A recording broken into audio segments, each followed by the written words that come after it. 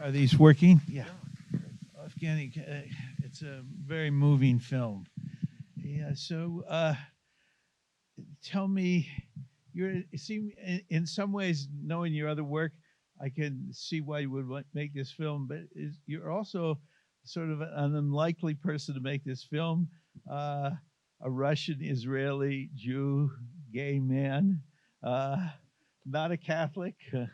So, how did you come to make this film, and how did you come to persuade the Pope that you were the right filmmaker to do this? First of all, I think, first of all, Max, thank you for having me here.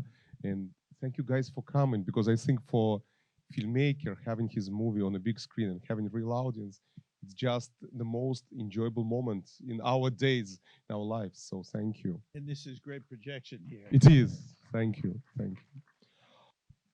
I think I never been biased to any of my subject matters or any of my movies. I born in former Soviet Union. I did a movie on Ukraine, so no relationship to Ukraine, and I became enemy of former Soviet Union where I was born. I was raised in Israel with my Jewish blood. I was serving Israeli military, and I went to Syria and to Lebanon. So I guess I always try to be objective and having my freedom. Now here I think both of the previous movies, Winter and Cries from Syria, made a huge mark on me. And this mark was the post traumatic syndrome, trauma that I inherited. And specifically, Cries was the journey into the darkest side of our days. And I think that's kind of pushed me to search for hope, humanity, love, light, hope for myself, hope for the people, because I saw ability to bring this story to the big screen, but in the same time inspire people. I opened hearts and minds with the cries from Syria to the people. I inspired people across the globe to stand against their dictatorships in Hong Kong, Chile, Venezuela, Nicaragua. Uh, and for me, it was interesting how I can do something in a positive way. And that was the reason why I went after Pope Francis, but not as the Pope, as just a role model and human.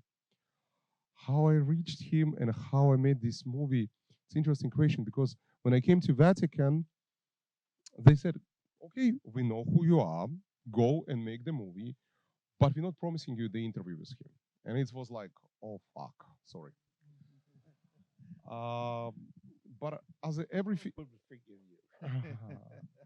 but it was something that I figured on my own. I went immediately in beginning of 2018. I went immediately to Argentina. I met with his friends, with his family, with the people who been in his life, and I slowly, step by step, started to basically build my connections towards the people who surrounding Pope in the Vatican and through whom I can get this direct access. So Argentina was the first step. Then I came back to Rome.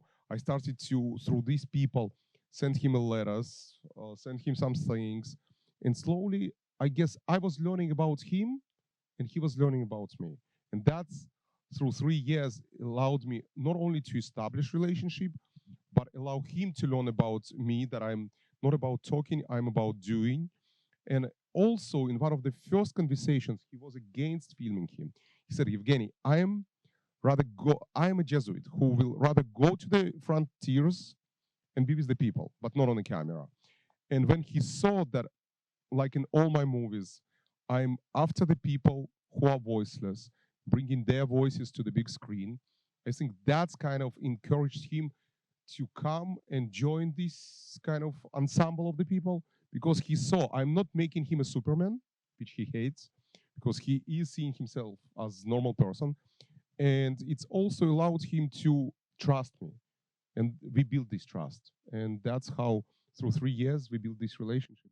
But he was kind of very distant through the process of making movie, and that was his decision that he allowed me to tackle any subject matter. Well, in some ways, it definitely he's a symbol of hope, but it is also you can look at the film as a catalog of the world's crises: ecology, climate change, migration, genocide, war. I mean, the Pope goes to Burma, or Myanmar, sorry. He goes to Israel. He goes to all the front lines of the world's crises. So, I mean, in a way, this is like a catalog of crises of what we're facing in the 21st century.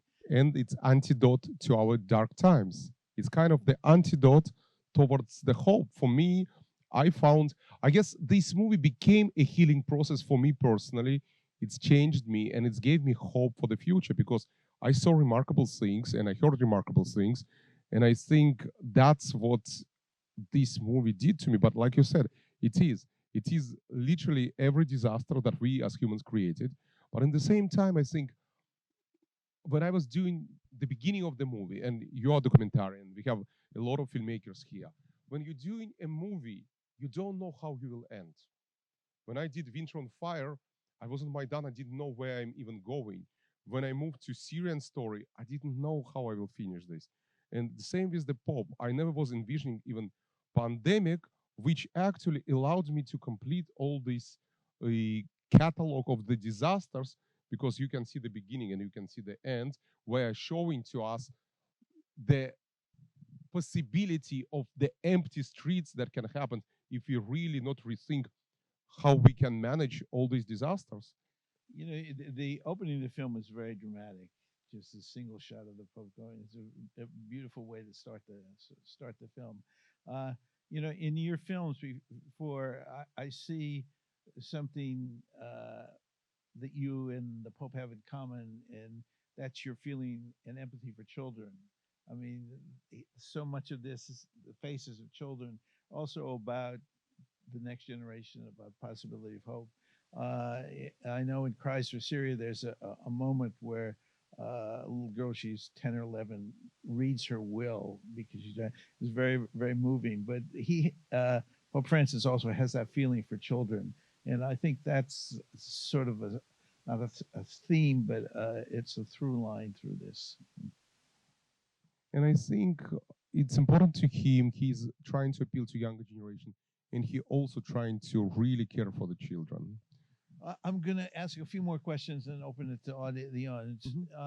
One of the news making aspects of this film was in your interview with the Pope when he says that gay people are part of the family walking around. Could you talk about that, and can you talk about the impact that has? There's a lot of attention yeah, been given to it was my personal story. During the process of this movie, I met somebody, and it started really interesting situation. Pope was aware of that, and this relationship was destroyed by his mom, who is super Catholic, and Francis knew about this thing. He also knew about our direction to do kids. So technically, you see in the story of the surrogacy, you see in the story of relationship through the characters that I found, but it's all relates to me personally. And as you know, I just welcomed 5.5 weeks ago my son, whom I welcomed as the mother and the father through the surrogacy. So congratulations. Yeah, thank you, thank you. And it was interesting because Pope Francis in the past did said the same thing. He was standing for the civil unions. And I had a conversation with him one day, and he said, Evgeny, I'm a pastor.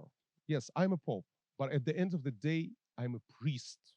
So as a priest, I care about every human being, no matter his color of the skin, his religious beliefs, believer or not, his sexual orientation. And I am here to protect every human being. And for me, when civil union of the country can protect people and allow them equal rights, they allow them ability to have medical insurance and everything, that stands against discrimination. So for me, that's a really important element, and I'm standing for that. And that's one of our conversations. And he reiterated this last month on his trip from, because the controversy was surrounding even these days. And he was on a flight from Hungary. It was 15th of September. And I remember they reached to me, and Pope Francis on a plane reiterated, it's on the news actually, reiterated the importance to keep civil unions because he believes in equality. That's his words. And I will give you another example. He not only talking, he doing. It's not much people knows, but I know because I'm observing things. I've been during the pandemic filming this movie. He sends money to transgender workers on the streets of Italy during pandemic because they not had any means to live because they were workers, transgender workers inside of Italy, and he sent them money. That's what Pope Francis does. He acts, he not talks. Uh, what has been the reception of uh, the general Catholic population to this movie? Because certainly Pope Francis is seen as a reformer and embraced by many people, Yeah. but One. other people do not. I mean, so I'm curious because this movie is so much in favor of, it sympathizes with Pope Francis and his agenda.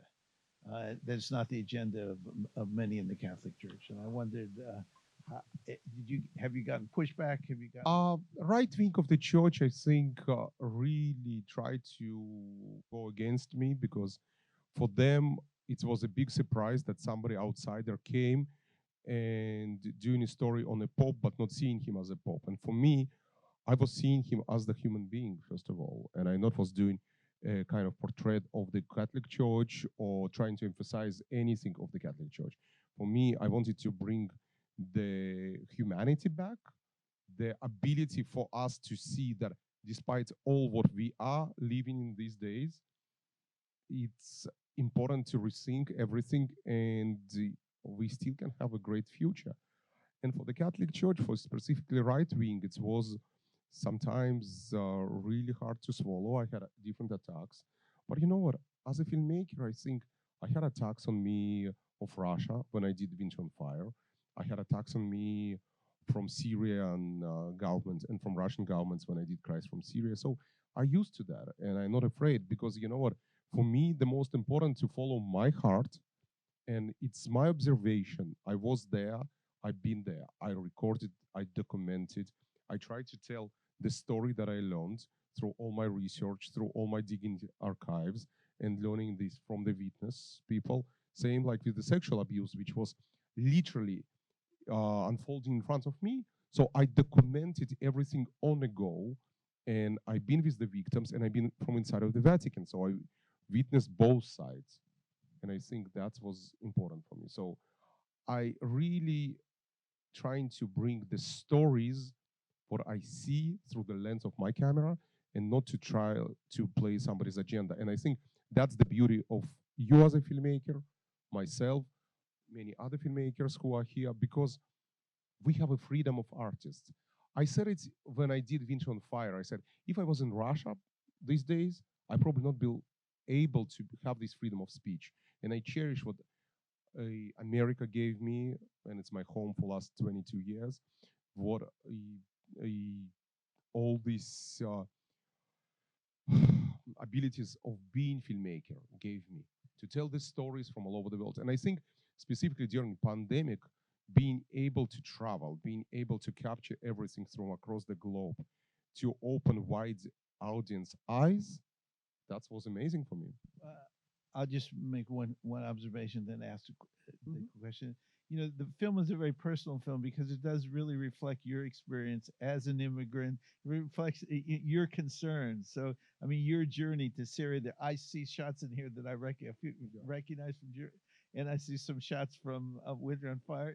So it's like this is also, in a way, it's a film about you and what concerns you in the world today too.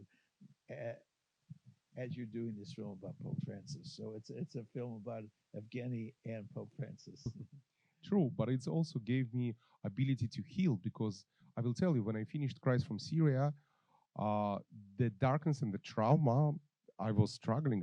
I was prescribed clonopine. I had breakdowns. I had nightmares, and this movie, the journey through this movie, allowed me to see hope and to see possibility of the great future. And I think that's one of the reasons I brought the child into this world.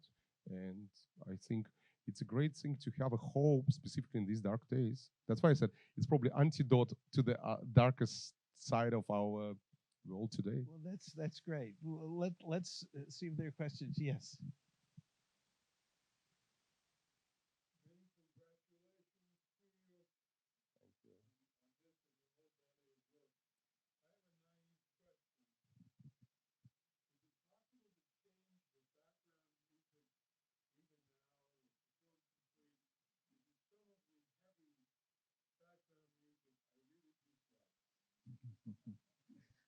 I will tell you the technical question. No, it's not possible because the music is the part of the image and it's done together.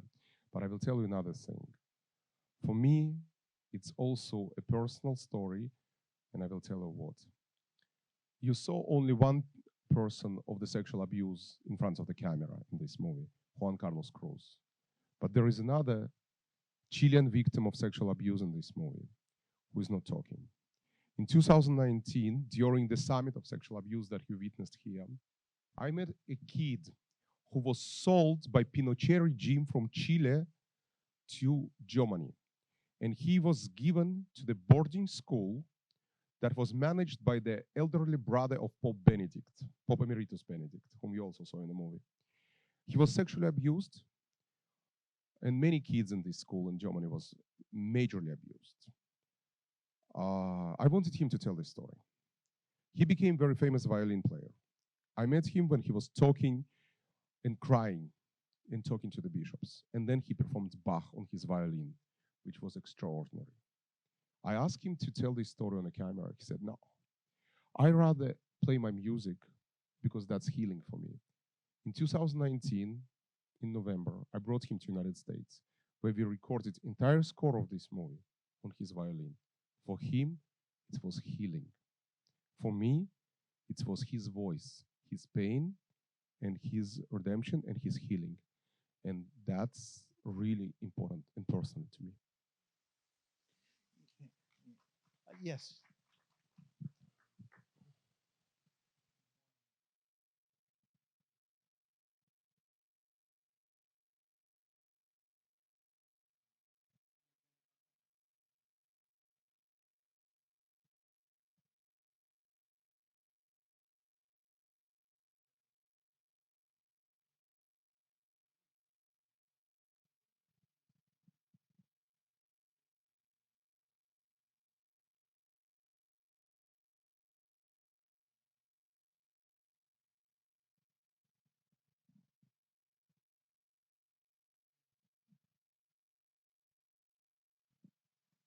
I think, you believe it or not, it's the beginning of our pandemic.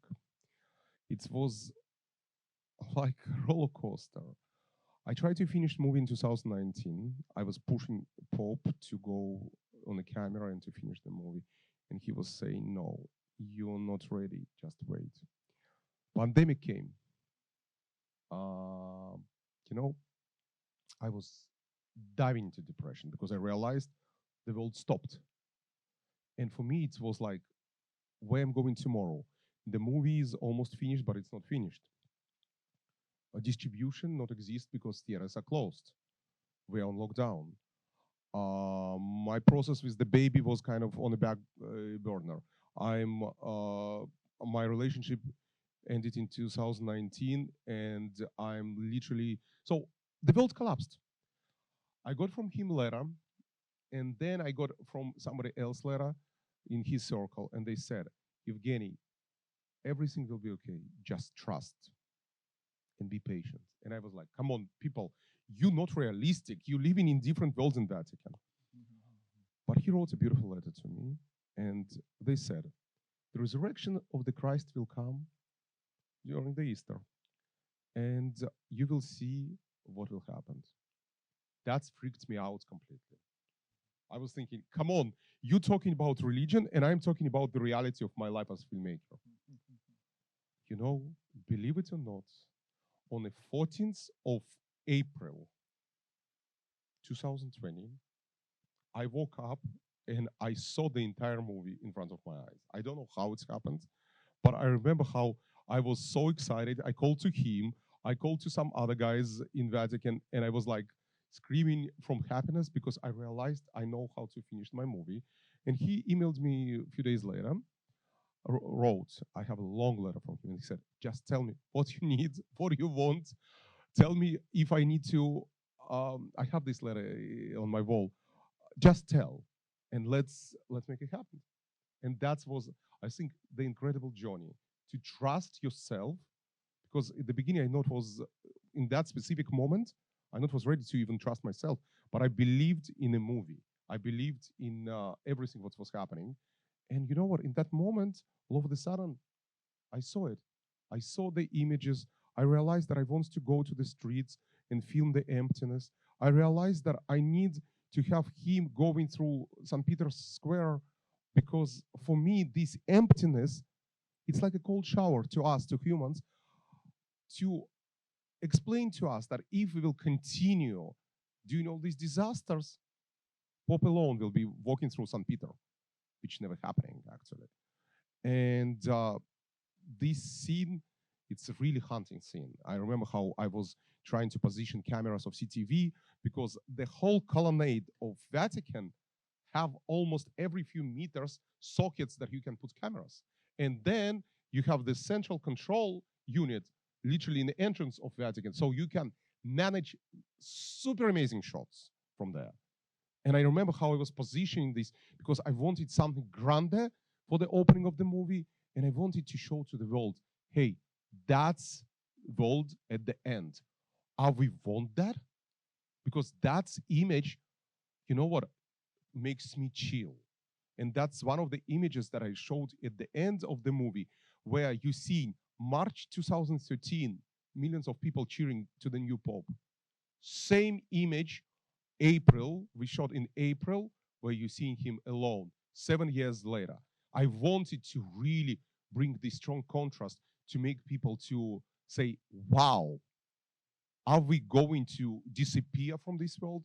So I think that's the moment through the pandemic that I realized. And that's how I ended the movie. But I think that's I'm cherishing mostly because that helps me to find this balance and this full narrative of the story. Because I was struggling before with the narrative of the story. I was struggling to go from human stories, like for example, into climate change.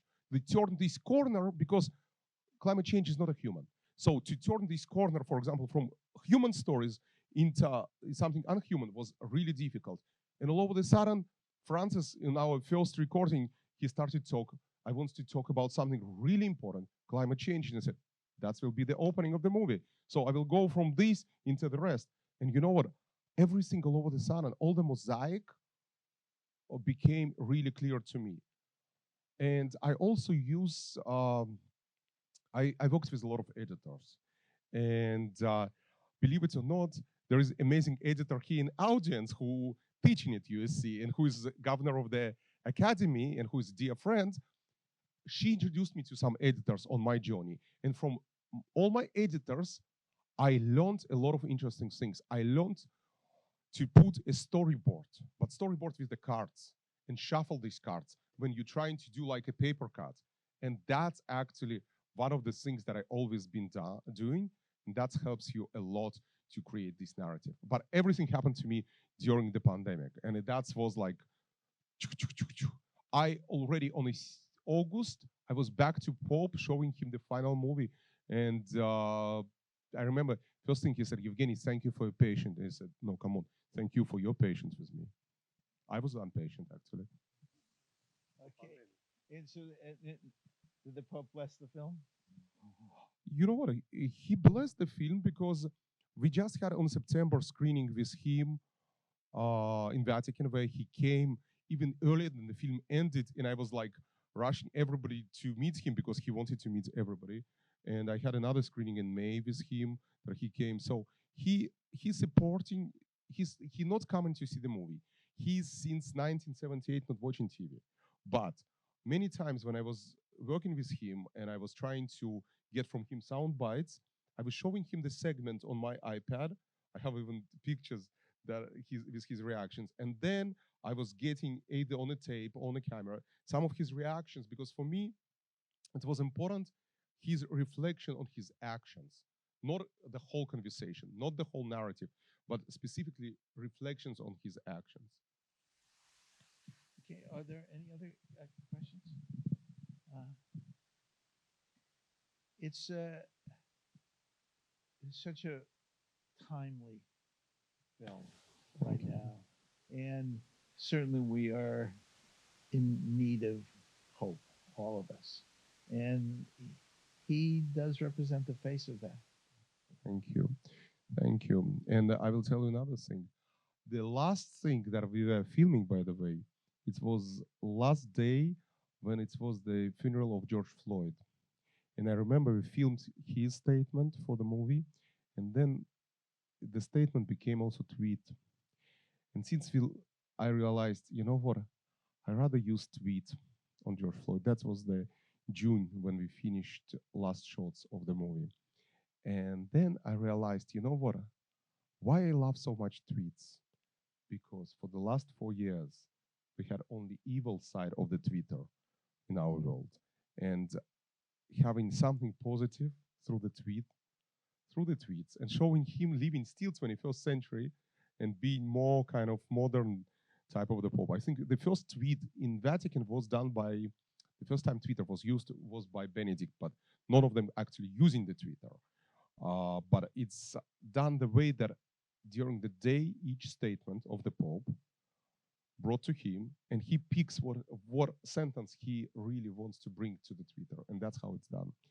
And I realized that I rather use something good versus evil, and that's one of the reasons why I started to use Twitter. And actually, we filmed. I have the statement of the Pope about George Floyd, how he was really emphasizing that we need to stop all these things. And I realized that no, I rather use tweet to make this statement more bold and big. So that's another aspect of our craft. Same like a lot of digging into the archives, and I not found. I'm talking about craft because I think a lot of people here like to hear the craft stories. But it was interesting because when I was working on archives and I found only pictures, I decided to keep the image moving because movies, film, Right. it's image. What you did with the stills. Yeah. Yeah. That's a wonderful technique that's been used before, but it's very effective, especially the shot of him as a kid, and then that really. I remember I showed it to him because he only was familiar with the pictures, and he looked at him, looked at his mom, and I saw a tear in his eye, and he's like, "Wow, she was beautiful." And I realized that this moving image, so affected him because he basically he not saw this image for a long time, but he also never saw it as the moving image. So it was interesting process. But I try to just to keep image moving. We're filmmakers. We're about moving image. So Well, thank you very much for coming. Thank you. Really.